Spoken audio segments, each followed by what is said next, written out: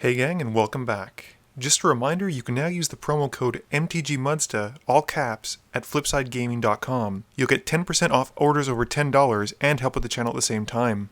This week, we're back at Platinum Star Games in Howell, New Jersey, and Liz is playing her Dragon Lord Silumgar deck and keeps a hand with Polluted Delta, Island, Howell Depths, Turn to Frog, Enslave, Ingaruk's Wake, and Grave Betrayal.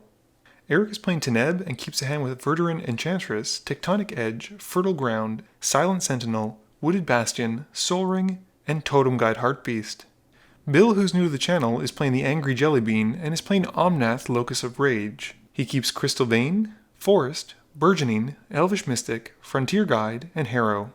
Last but not least, John is playing his Trevor-inspired Vial Smasher and Ikra deck and keeps a hand with Putrefy, Woodland Cemetery, Cabal Coffers, Mountain, Dragonskull Summit, Cathafed the Soul Hoarder, and Temple the False God.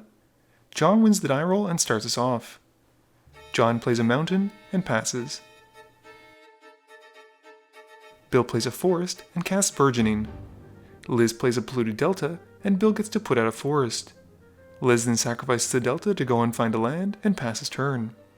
Eric plays a Wooded Bastion and Bill drops Crystal Vein. Eric then casts a Soul Ring and passes turn.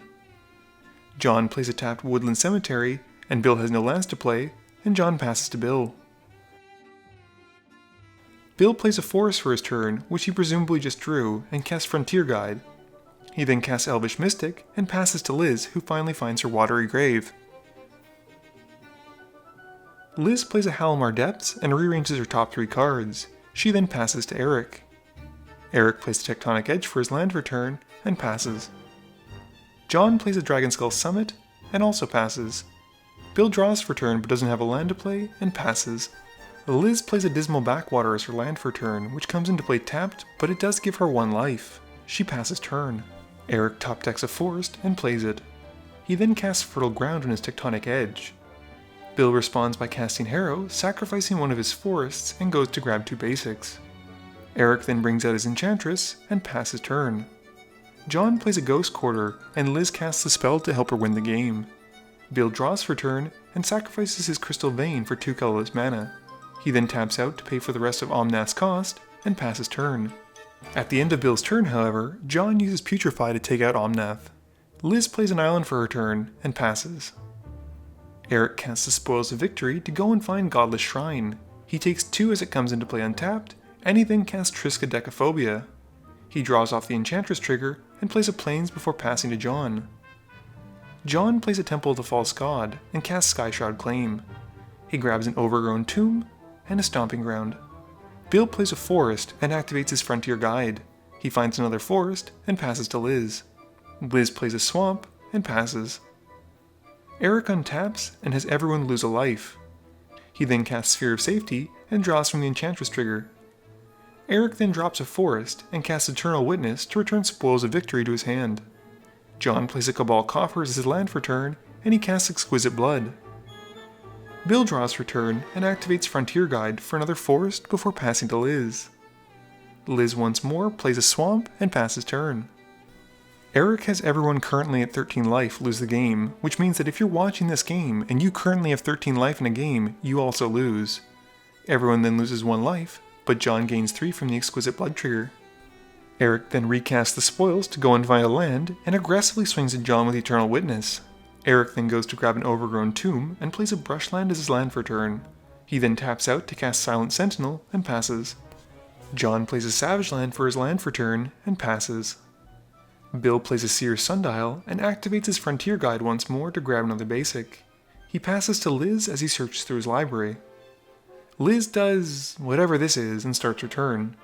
She plays a Command Tower, and casts Enslave on the Silent Sentinel. With nothing else, she passes to Eric.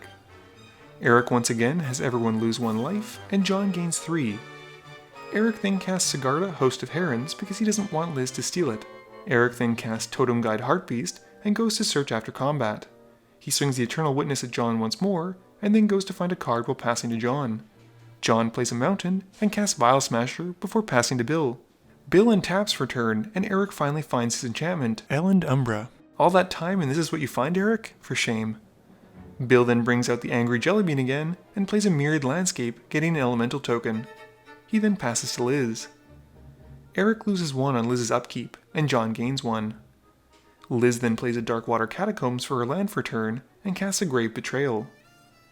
Liz then swings the Silent Sentinel at Bill for 4, and passes turn. Eric once again has everyone lose 1, and John gains 3. Eric then casts Elend Armor on his Enchantress, and draws the card. Moving to combat, Eric swings Sigarda at John, and the Eternal Witness at Liz. This has John losing 5, but gaining 2 as the Witness hits Liz for a total life loss of 3. And a special thanks to Exquisite Blood for making me have to do math while writing this script. John draws for turn and plays a Forest. He then casts Lavalanche, where X is 8, and rolls for Vial Smasher. Vial Smasher randomly selects Liz, who takes 11, and John gains 11. The spell then resolves, dealing 8 to Eric and his creatures, and John gains 8. John then passes, and Liz gets to see all the creatures that died on Eric's side. She returns her polluted Delta with the Eternal Witness trigger, and then goes to find an aura thanks to the Totem Guide Heartbeast. She grabs Ice Cage, and then Bill starts his turn.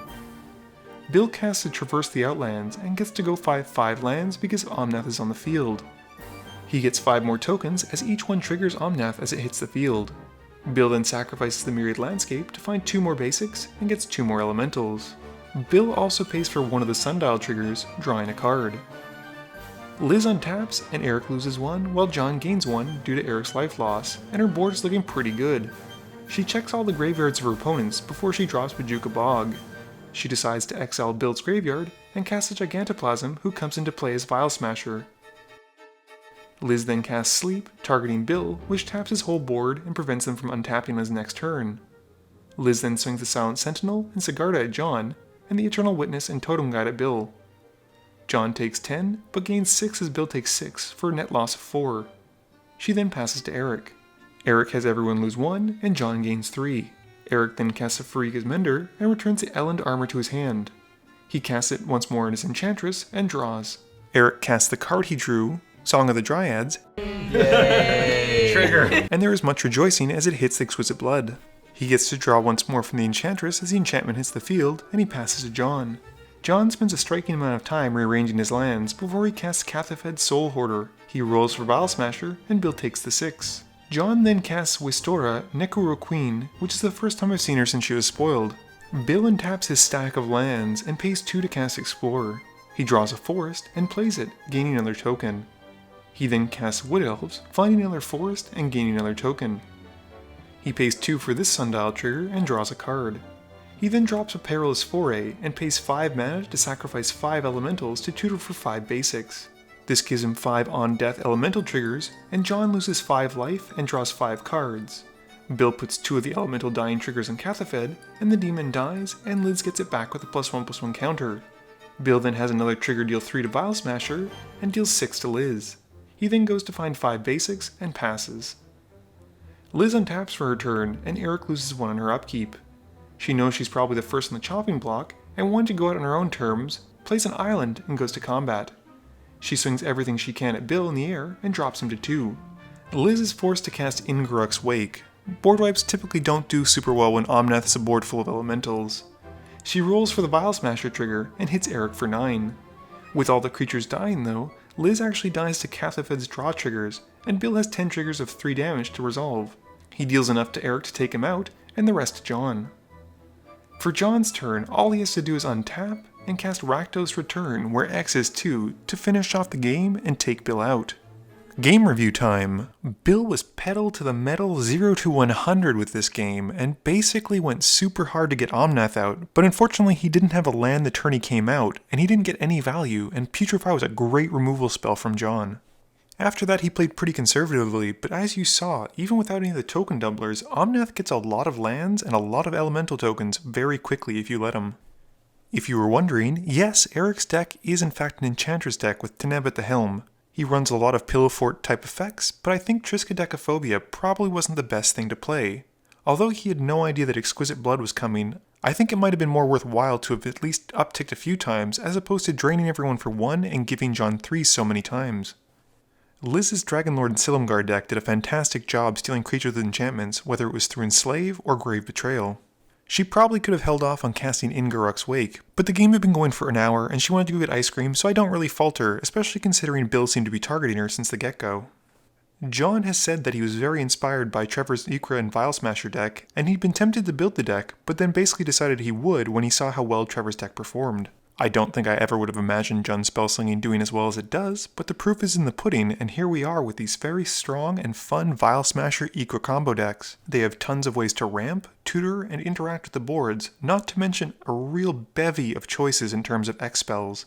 Please be sure to tune in every Monday and Thursday at 11 AM Eastern Standard Time for a guaranteed new video. You can also follow me on Twitter at MTGMudsta. You can find me on Facebook at facebook.com/mtgmudsta. And lastly, you can check me out when I stream at twitch.tv/mtgmudsta. This video is brought to you in support by my patrons. If you're looking for a way to help out the channel, please be sure to visit the link below. Thank you all for watching this video, and don't forget, friends are just opponents you haven't eliminated yet.